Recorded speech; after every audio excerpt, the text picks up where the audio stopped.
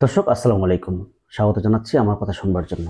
যতই দিন যাচ্ছে ততই আমরা শেখ হাসিনা, শেখ রেহানা এবং তার পরিবার সম্পর্কে নানান ধরনের নতুন নতুন তথ্য পাচ্ছি। আজকে একটি ভয়ঙ্কর তথ্য পাওয়া গেছে। সেটা হচ্ছে ফিনান্সিয়াল টাইমস, এটা ব্রিটিশ গণমাধ্যম, আহ, একটি রিপোর্ট করেছে।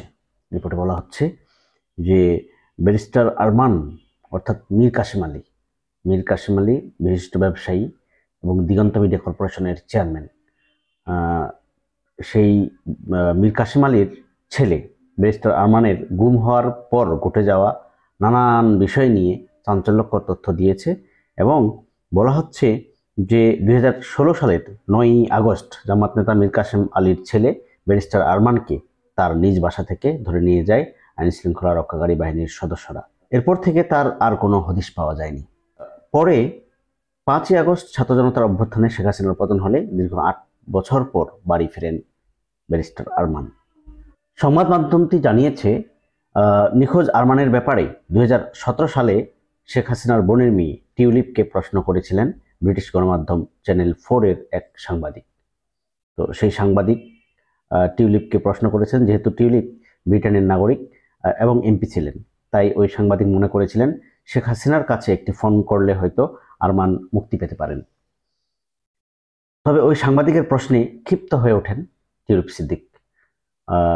তিনি পরবর্তীতে তার ক্ষমতা ও প্রশাসন ব্যবহার করে আরমানের স্ত্রীকে হেনস্থা করেন এমনটাও অভিযোগ করেছে এবং এই রিপোর্টে বলা হয়েছে।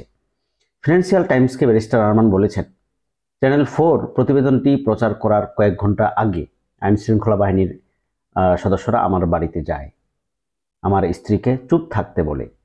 বাইরের দেশের কার কার সঙ্গে আমার স্ত্রীর যোগাযোগ আছে এ ব্যাপারে প্রশ্ন করে তাকে এমনভাবে হেনস্থা করে যেন কোনো সন্ত্রাসীকে জিজ্ঞাসাবাদ করা হচ্ছে। ভয়ঙ্কর একটা ব্যাপার। রিপোর্টে বলা হয়েছে যে ব্যারিস্টার আরমান আরও বলেন, আমার ব্যাপারে টিউলিপকে জিজ্ঞেস করার বিষয়টি কোনোভাবে যেন শেখ হাসিনার পরিবারকে আঘাত করেছিল, এই কারণে প্রশাসন থেকে এমন আচরণ করা হয়েছিল। চ্যানেল 4 এর সাংবাদিক 2017 সালের 25শে নভেম্বর টিউলিপ সিদ্দিকের কাছে যান। তাকে ব্যারিস্টার আরমান সম্পর্কে অবহিত করে বলেন, আপনার একটি ফোন কল অনেক পার্থক্য গড়ে দিতে পারে। তখন ওই সাংবাদিকের ওপর চড়াও হন টিউলিপ। তিনি তাকে পাল্টা জিজ্ঞেস করেন, আরমান কি তার সংসদীয় আসনের কেউ? তিনি কি ব্রিটিশ? জবাবে সাংবাদিক বলেন, আরমান বাংলাদেশী। তার পরিবার আপনার কাছে একাধিকবার অনুরোধ করেছে কিছু করার জন্য। তখন টিউলিপ বলেন, আপনি কি জানেন আমি ব্রিটিশ এমপি এবং আমার জন্ম হয়েছে লন্ডনে? চ্যানেল 4 এর সাংবাদিক বলেন, কিন্তু বাংলাদেশ সরকারের সঙ্গে আপনার গভীর সম্পর্ক আছে। আপনি নিজেই বলেছেন আপনি আওয়ামী সরকারের মুখপাত্র। আপনার খালা বাংলাদেশের প্রধানমন্ত্রী। এটা ওই সাংবাদিক তখন টিউলিপ সিদ্দিককে বলেন। ওই মুহূর্তে টিউলিপ আরও ক্ষিপ্ত হন এবং তিনি বলেন, আপনি কি বলতে চান আমি বাংলাদেশি রাজনীতিবিদ? আমি ব্রিটিশ এমপি। আমাকে বাংলাদেশি রাজনীতিবিদ হিসেবে বলার আগে চিন্তা করবেন এবং সতর্ক থাকবেন, এটাই বলেছেন। এটি বলে টিউলিপ চলে যেতে থাকেন। তখন ওই সাংবাদিক বলতে থাকেন, আপনি আরমানের ব্যাপারে একটি ফোন দিতে পারবেন না? কেন পারবেন না? এই হচ্ছে সাংবাদিকতার ধরন। আমাদের দেশের সাংবাদিকদের শিখতে হবে কিভাবে প্রশ্ন করা যায়। এনিওয়ে, যেটা হচ্ছে যে ব্যারিস্টার আরমান লন্ডনে পড়াশোনা করেছেন। 2016 সালে যুদ্ধাপরাধের অভিযোগে তার বাবা বিচার চলাকালে তিনি তার আইনজীবীর ভূমিকা পালন করছিলেন। ঠিক তখনই তাকে গুম করা হয়। আরমানের ব্রিটিশ আইনজীবী মাইকেল পলক বলেছেন, চ্যানেল 4কে যেন ব্যারিস্টার আরমানের স্ত্রী বলেন প্রতিবেদনটি প্রকাশ না করতে। সেজন্য তার বাড়িতে ওই দিন র্যাবের সদস্যরা গিয়েছিল। র্যাবের সদস্য কারা গিয়েছিল তখন এটা এখন তদন্ত করলেই বের হয়ে আসবে এবং তারা কেন গিয়েছিল, কার হুকুমে গিয়েছিল, কার প্ররোচনায় গিয়েছিল, সবকিছু ক্লিয়ার হয়ে যাবে। জাস্ট একটু আইন শৃঙ্খলা বাহিনীকে খবরটা নিতে হবে আর কি।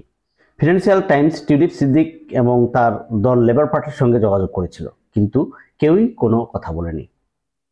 2017 সালের ডিসেম্বরে ব্যারিস্টার আরমানের বিষয়টি নিয়ে ফরেন অফিসে পত্র পাঠিয়েছিলেন তিনি। এই হচ্ছে রিপোর্ট। মানে এটা একটা ভয়ঙ্কর।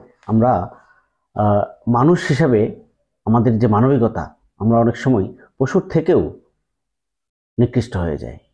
পশুরা অনেক সময় আরেক পশুর ক্ষতি করে না, কিন্তু আমরা মানুষ আরেকটা মানুষের ক্ষতি করতে ব্যস্ত হয়ে পড়ি। অথচ টিলিপ সিদ্দিক চাইলেই পারতেন তখন তার খালাকে ফোন করে যে যেভাবে হোক ব্যারিস্টার আরমানকে মুক্ত করে দেওয়া হোক। তখনই কিন্তু এটা ফয়সালা হয়ে যেত, ব্যারিস্টার আরমান মুক্ত হয়ে যেতে পারতেন, তার জীবন থেকে এতগুলো বছর ঝরে যেত না। তিনি ফিরে এসেছেন এবং এখন সুস্থ আছেন, এটাই আমাদের জন্য বড় পাওয়া এই মুহূর্তে। দর্শক, ভালো থাকবেন। আসসালামু আলাইকুম।